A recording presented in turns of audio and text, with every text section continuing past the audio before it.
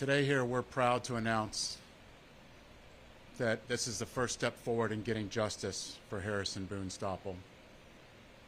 This evening I'm joined by Harrison Boone Stoppel's family and our state attorney.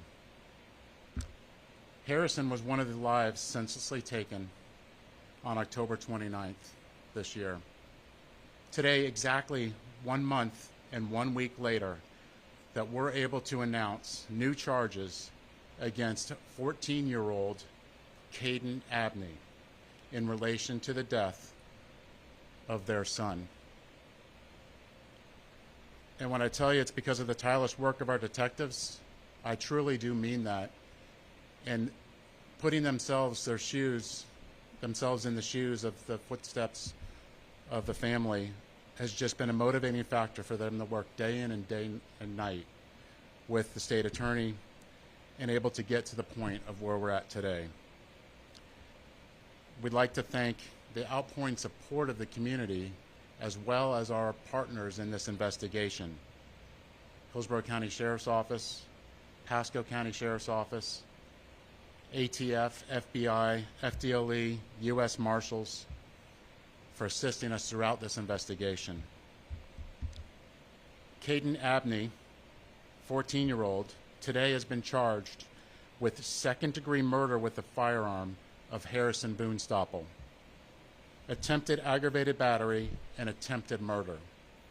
His previous charges were carrying concealed firearm and minor in possession of a firearm while wearing a mask 18 days after the incident. As you all recall, Tyrell Phillips was charged with second-degree murder of a 14-year-old victim and taken into custody within hours of the incident. So I can tell you, while this arrest is a huge and significant development in this case, our work is not done. We will continue to hold those accountable for any act of violence in this incident and any other incident in the city of Tampa. What happened here is unacceptable, and our community has come forward, our law enforcement agencies, all together to hold all of those responsible. We're still looking for additional shooters. We still encourage the community to submit tips to the FBI portal or Crime Stoppers. And I can tell you from all of our detectives, all of the people that we've been working with, that our thoughts remain with the victims and the community that were directly or indirectly affected by this tragedy. Our detectives will continue to work with the state attorney's office to bring justice for these families. The families asked not to speak today, but I would like to bring up State Attorney Susie Lopez for a few remarks from her. Thank you, Chief. Last month, I was at a gun violence awareness walk just after the Ybor City shootings. It was there where I met Harrison Boone Stoppel's family. At that time, they did not know who killed their son, and I can't imagine the pain that they've had to go through searching for answers. This arrest tonight brings us one step closer to justice for Harrison and for his family. This defendant is a perfect example of why we must take a strong stance against juvenile gun violence in our community. He is no stranger to the juvenile justice system, but he will no longer be treated as a juvenile. When you shoot and kill an innocent person, your age does not matter.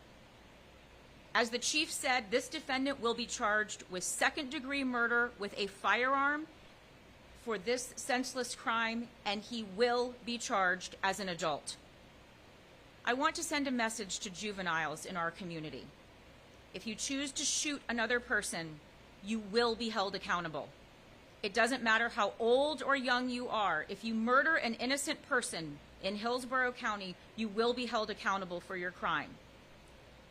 It's not easy charging a juvenile as an adult. It's the last thing as prosecutors that we want to do. But it is our job and the job of the Tampa Police Department to keep this community safe. And this defendant is clearly a danger to this community. I want to thank the Tampa Police Department for their relentless pursuit to find the individuals responsible for these senseless shootings. Thank you.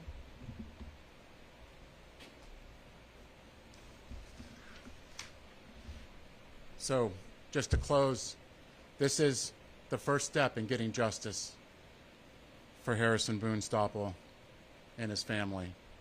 And like the state attorney said, if you're a juvenile and you're thinking about carrying a gun, you better think twice, because you're going to get caught and you're going to get charges filed. That's unacceptable, and we will not tolerate it. And this is just a clear example of the full force of the city of Tampa and our assisting agencies in taking on this endeavor. Any questions?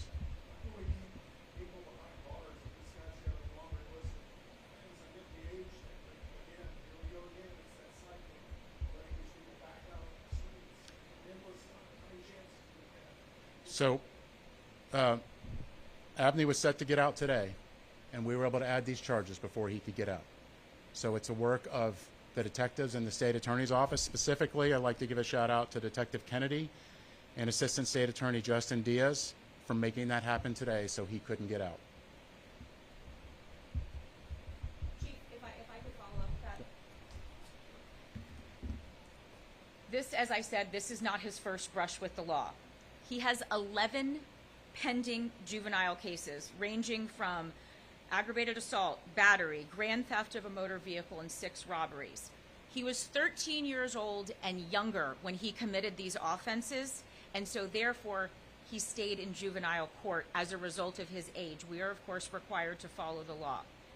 He will be charged as an adult and will be held responsible as an adult for the events in Ybor City on October 29th.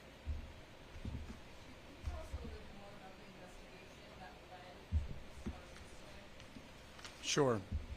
So, Abney was seen in video shooting that direction with 4 muzzle flashes coming out of his gun, having a 9mm and 9mm casings were found in his vicinity, and a 9mm was the weapon used to shoot at Boone Stopple.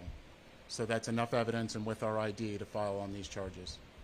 And I'll tell you, that wouldn't help without the community coming forward and providing tips.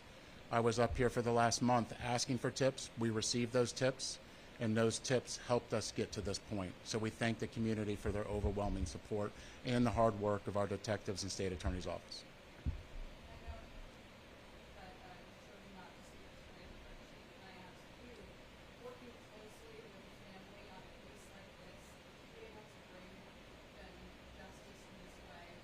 It's exactly what motivates the detectives and everybody to work so hard, 24 hours a day, 7 days a week.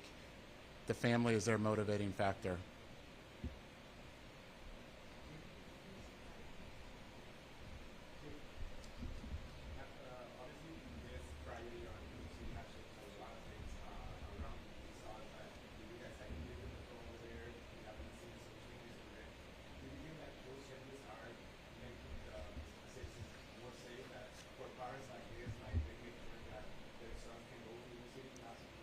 To see today the criminal justice system working and holding those accountable for what happened, that's clearly a positive step forward.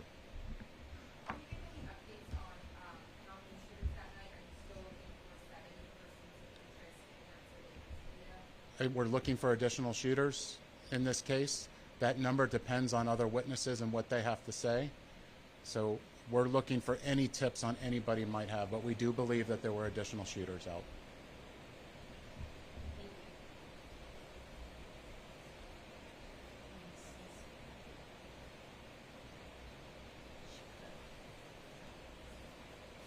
I just wanted to say that with everything going on and the magnificent work that they've done, here's another horrible point of it, is that he was shot with one bullet that went through his leg, and that bullet, I guess, when it hits the ground or goes through the bone, but the bullet that killed my son went through all his organs up into his heart, put a big hole in his heart, and the bullet was intact. So there we go.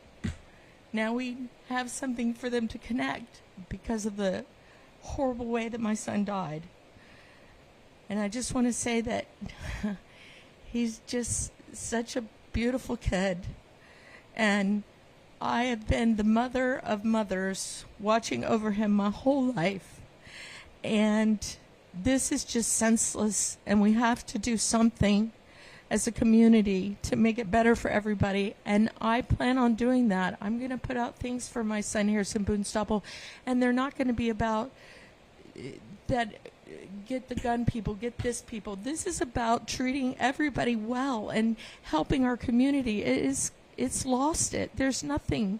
We have to come back, and we have to do a part. It can be any part. It can be helping the families after these things. It can be helping Cancer Society with children. It can be helping kids in school with bullying. I mean, I teach dance for 38 years, and I see it. This is not the environment that our kids should have, much less having the chance that they could die on the streets of Tampa. It's got to be, and I reach out to everybody, please, with all of us, we can make a difference. We can do something. I know people feel defeated about how everything's gone, but this is about guns, but it's about, why are these kids out there with guns? You know, it's not just that they were born as the mean guys. These guys are mean because they stole my son, but I'm just saying, you know, what are we doing for our community? We've got to, and that's the only thing that can make me sit here and talk to you, because if not, I'm crying about my son. This is the perfect reason, and this is how I want his name to be remembered, that with kindness and empathy and caring, we can make a difference. And it's all because of my beautiful son setting the example, and I'm following it. What? Yes. I'm happy about that, but you know, again, there's got to be changes, and I'm talking about communities here. We can do something. We don't have to say, yeah, this is how it is, because I do not believe it. We've got to change it. And again, it's because my son was just such a beautiful soul and just overcame so many things, and he had a happy, happy life, even with the little things that you've put in the stories about him having problems at birth and growing up with all sorts of things. He was happy, and he loved life, and we're going to make that for everybody, that everybody can make that choice and make a difference. And that's the most important message I have.